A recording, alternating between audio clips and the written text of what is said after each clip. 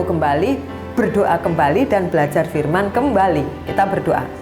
Terima kasih Tuhan, syukur kami naikkan kepadamu buat kasih setia dan kebaikan Tuhan yang selalu hadir dalam kehidupan kami. Di dalam nama Yesus, haleluya, amin. Puji Tuhan. Saat ini kita akan buka bersama-sama di dalam kitab Efesus. Kitab Efesus 6 ayat yang pertama sampai yang ketiga. Ya, saya bacanya. Temanya taat dan kasih.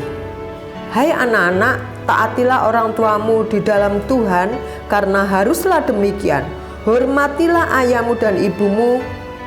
Ini adalah suatu perintah yang penting, seperti yang nyata di dalam janji, supaya kamu berbahagia dan panjang umur di bumi ini.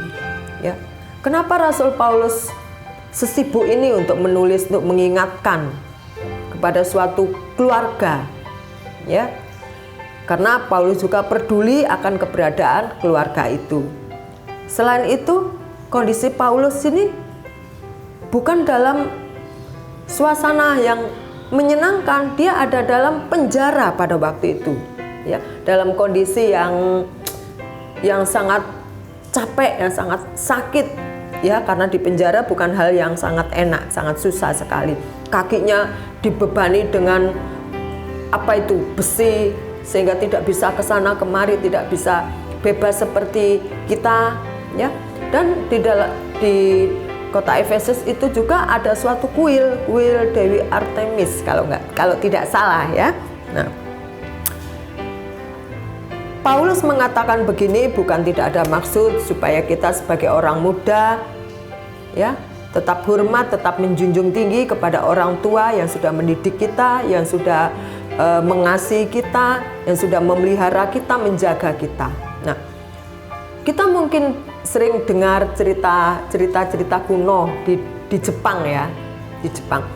Kalau orang sudah umur, sudah lansia, sudah uzur, ya, mereka beranggapan itu orang tua yang tidak ada gunanya lagi, ya. Mungkin ada juga di daerah lain, mungkin tidak hanya di Jepang. Kalau sudah tidak ada gunanya lagi, buat apa tinggal di tengah-tengah keluarga kita? Bikin repot. Apalagi sudah pikun-pikun, ya, sudah diberi makan bilang tidak diberi makan, ya. Sudah pikun, bawel, nah itu kan sangat tidak menyenangkan. Nah, tetapi sekali lagi Rasul Paulus itu mengingatkan kita bahwa bagaimanapun kondisi beliau adalah orang yang pernah berjasa dalam kehidupan kita. Nah, di Jepang sekali lagi, untuk orang-orang yang sudah uzur, sudah tua, ya, mereka akan bawa orang tuanya itu ditaruh di keranjang yang ada di belakang itu. Ya. Dulu ini adalah sebuah tradisi, ya, dan orang tua itu merasa berharga, merasa tidak dilecehkan istilahnya, ya, kalau harus diungsikan ke tempat lain. Nah, anak muda ini membawa ibunya dan ditaruh di punggung ini, ada keranjang, lalu dia berjalan ke hutan, ya, ke hutan, ke gunung gitu. Disitulah orang tua ini ditaruh sendirian, tidak ada bekal makan. Kalau mati saja dia, ya, tragis. Nah, tradisi ini kan sebenarnya tradisi, ya, di satu sisi karena tradisi, ya, budaya, tapi ini budaya tidak baik untuk anak muda, ya. Akan timbul seorang anak tidak lagi menghormati orang tua. Seorang anak akan menghormati kalau orang tua itu bisa dan bermanfaat, ya, untuk dirinya. Kalau sudah tidak ada gunanya, singkirkan saja, bila perlu taruh panti. Ya, itu paradigma yang salah, ya. Nah, ada pepatah mengatakan, kasih ibu sepanjang masa, kasih anak sepanjang jalan. Maksudnya apa? Maksudnya adalah bahwa kasih ibu itu tidak akan pernah ada habis-habisnya. Meskipun kita menyakiti, meskipun kita pernah bentak-bentak, meskipun kita pernah disuruh tidak mengindahkan, tetapi seorang ibu tetap mengasihi kita, orang tua kita, ya. Tetapi kalau anak bisa sewaktu-waktu melupakan orang tua, ya. Kalau di dalam Lukas 2 ayat 51, saya bacanya ya. Lukas 2 ayat 51. Sebentar, sabar. Lukas 2 ayat 51 begini. Lalu Yesus ya. Lalu ia pulang bersama-sama mereka ke Nazaret dan ia tetap hidup dalam asuhan mereka, dalam asuhan Bapak Yusuf dan Ibu Maria. Dan ibunya menyimpan semua perkara itu di dalam hatinya. Ya. Perkara apa? Perkara bagaimana keberadaan Yesus. Yesus kan juga pernah bertumbuh seperti kita ya, bermain-main ya. Ada suatu tayangan video gitu, di situ Yesus itu terjolimi gitu ya, difitnah lah istilahnya.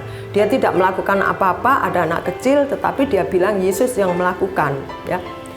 Nah, Yesus juga sama dengan kita bertumbuh. Nah, kita dari bacaan tadi kita lihat bahwa orang tuanya itu Ibu Maria menyimpan semua apa yang sudah Yesus lakukan.